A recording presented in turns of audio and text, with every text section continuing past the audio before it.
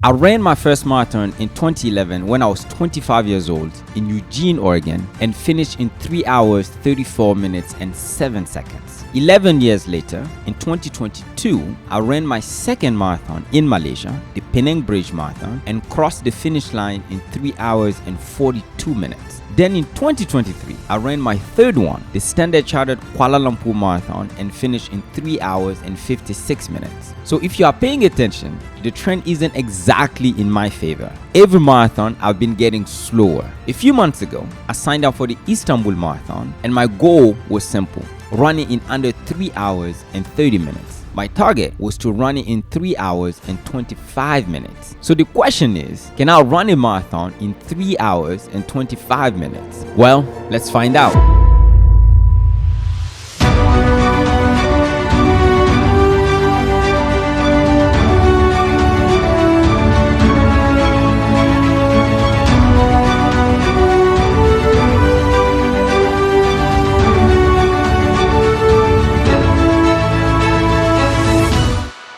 I started training for the Istanbul Marathon in June 2025, fully aware that work and travel would interrupt my training. Still, I was determined to make it work. I followed the Hal Higdon Advanced 1 training plan, which is a 20-week training program designed for experienced runners. My Garmin watch also offered a training program, but honestly, I didn't find it very convincing. So I stuck with Hal's plan, or at least I tried to follow it as closely as possible. But I wasn't starting from scratch as a new runner. I usually run 25 to 30 miles a week across 3 to 5 days, with a long run every Saturday close to or above an hour. And at least once a month, I would do a half marathon distance to test and keep my endurance. So when training began, I focused on ramping up mileage and adding speed workout to push my pace closer to my goal. Right now, I live in Niamey, Niger, one of the hottest and driest cities in West Africa. That means running here requires strategy. I usually start my runs between 5 and 6 a.m. depending on how long I plan to go and what I have at work that morning. By 7 a.m., the sun is already blazing, so if I don't start early, I will basically be running in an oven. Training here builds not only endurance but also mental toughness. Every run feels like you are racing against the sun. It is usually dark when I go running, which is a bit scary, so I have someone accompany me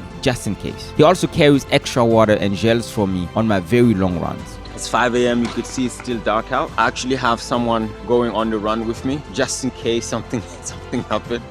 He's just gonna escort me through the run. And I try to stick to the city center and only venture out to the outskirts of the city or towards the airport on my very long runs, above 16 miles. In June, right at the beginning of my training block, I traveled to Burkina Faso, my home country, and later to the US, but I managed to keep running in both places. I didn't hit my peak training mileage, but I stayed consistent enough to maintain my base fitness. Then came July, a full month back in Niamey. It was a quieter time at work, which meant I could really push myself during my morning runs. I ramped up my mileage, added interval sessions, and extended my Saturday long runs. But just as I was finding my rhythm, I was back again on the road. At the end of July, I traveled for nearly a month, this time through Portugal and Italy. Running in Lisbon was a dream. Clean sidewalks, bike lanes, and rolling hills, perfect for hill workouts. Then came Cascais, a small coastal town in Portugal. The highlight here, finishing a morning run with a dip in the ocean.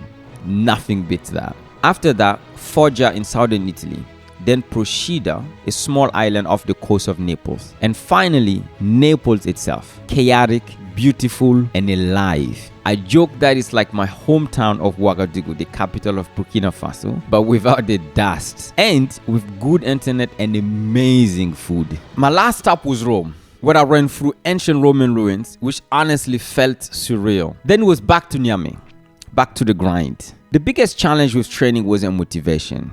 Was time. Balancing training with work was tough. I often worked late, didn't sleep enough, and as a result had to cut my morning run short. Ironically, my supposed peak weeks, where I should have ran my highest mileage, ended up being my lowest because of work. So I adapted. Since I couldn't run as much during the week, I made my Saturday runs longer and more intense. The plan had 3 20-mile runs, all meant to be slow, steady, endurance builders, but I pushed further. I did 2 20-mile runs, one 22-mile run, and even a 23-mile run. And in between, I ran half marathon, 16-mile, and 17-mile runs at target pace. That is not what the plan recommends, but I knew I needed to train harder to hit my goal. For example, during my 22-mile run, I started at an easy pace for 5 miles, then ran 15 miles at my target marathon pace of 7 minutes and 50 seconds per mile, and finished 2 miles at easy pace to cool down. It was risky, but necessary. On top of that, I also had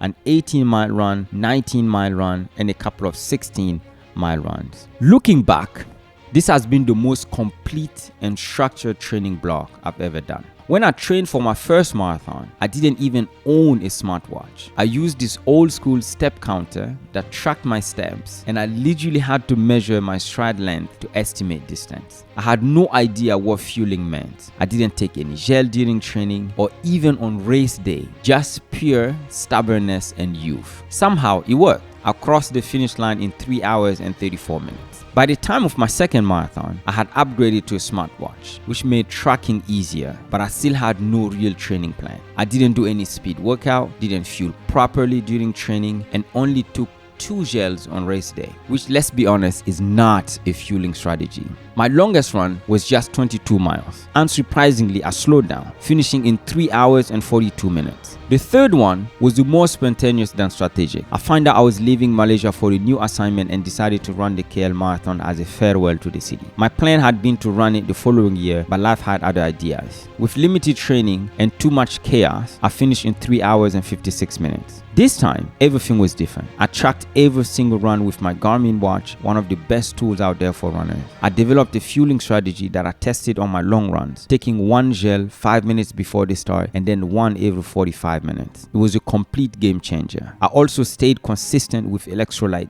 stretching, and recovery, all things I used to ignore. On one of my long runs, I covered 23 miles in just 3 hours. And for the first time, I felt genuinely confident I could finish the marathon in under 3 hours and 30 minutes. 2 weeks before the marathon, Strava, the unofficial oracle for runners, predicted I could finish in 3 hours and 21 minutes. That was faster than my official goal of 3 hours and 25 minutes and comfortably under my dream target of 3 hours and 30 minutes. The day before the marathon, November 1st, my Garmin watch predicted I could finish in 3 hours, 2 minutes, and 41 seconds, while Strava estimated 3 hours, 24 minutes, and 42 seconds. The prediction didn't match each other, but Strava's estimate lined up almost perfectly with my target goal of 3 hours and 25 minutes. After months of training, adjustment, travel, early mornings, and long runs, everything came down to one final question. Could I actually do it on race day? Let's find out. The Istanbul Marathon is the only marathon in the world that takes you across 2 continents in a single run, starting in Asia and finishing in Europe. The race begins on the Asian side and the finish line sits in Sultanahmet Square, right in front of the iconic Blue Mosque. By getting to the starting line, that was a marathon of its own. Most runners, including myself, were staying on the European side, so we took the tram down to the waterfront where we boarded a huge ferry that carried thousands of runners across the Bosphorus Strait. For those who don't know, the Bosphorus is the natural boundary separating Asia and Europe, a channel connecting the Black Sea to the Sea of Marmara, the Aegean, and eventually the Mediterranean Sea. And once we landed, we still had to walk quite a bit to reach the starting area. Honestly, it'd be exhausting before even starting the race. At 9 a.m., the gun went off. The race started strong. The first 5 kilometers were uphill, followed by a steep downhill towards the coastline. But along the coastline, the coast turned into a series of rolling incline, nothing dramatic, but long, gradual, never-ending climb and descents. And since this section had a 180-degree turnaround, I knew every downhill on the way out would become an uphill on the way back. At one point, I even saw 2 professional athletes walking up one of those inclines on their way back. That is when I started to worry. Still, I held a steady pace between 7:45 and 7:55 per mile, placing me on track for a 3:25 finish. The 3:30 pacers were behind me, and I did that intentionally. My plan was to stay ahead of him and maybe even speed up at mile 20. But when the moment came, I decided to keep my steady rhythm instead. I felt strong through mile 22. Even mile 23 felt good. I hit mile 23 at 3 hours exactly, which meant sub 3:30 was absolutely within reach. But after mile 23, everything changed. My legs started to give out. Those gentle looking inclines along the coast finally caught up with me. In all my previous marathon, I have never walked, not once. But this time, somewhere around mile 25, I had to slow to a walk. That is when the 3:30 pacers caught up to me. I tried to latch onto them and stay with them, but then came another long incline heading towards the finish. I walked again, then forced myself to run, determined to at least cross the finish line on my feet. I finally made it across in 3 hours, 33 minutes, and 57 seconds. 10 seconds faster than my previous PR when I was 25 years old, when I ran the Eugene Marathon in 3 hours, 34 minutes, and 7 seconds. So at age 39, I beat my younger self of 25 years old. I didn't reach my goal, but I'm genuinely proud of myself, and I'm still committed to breaking the 3 hours and 30 minutes mark. I've already entered the Berlin Marathon lottery for 2026. Chances are slim, so fingers crossed. If I don't get in, maybe Amsterdam will be next. There you have it. 4 marathons down and many more to go. Running helps me regulate. It's my stress reliever, my routine, my anchor. As long as my body lets me, I'll keep chasing long distances, one marathon at a time. So long.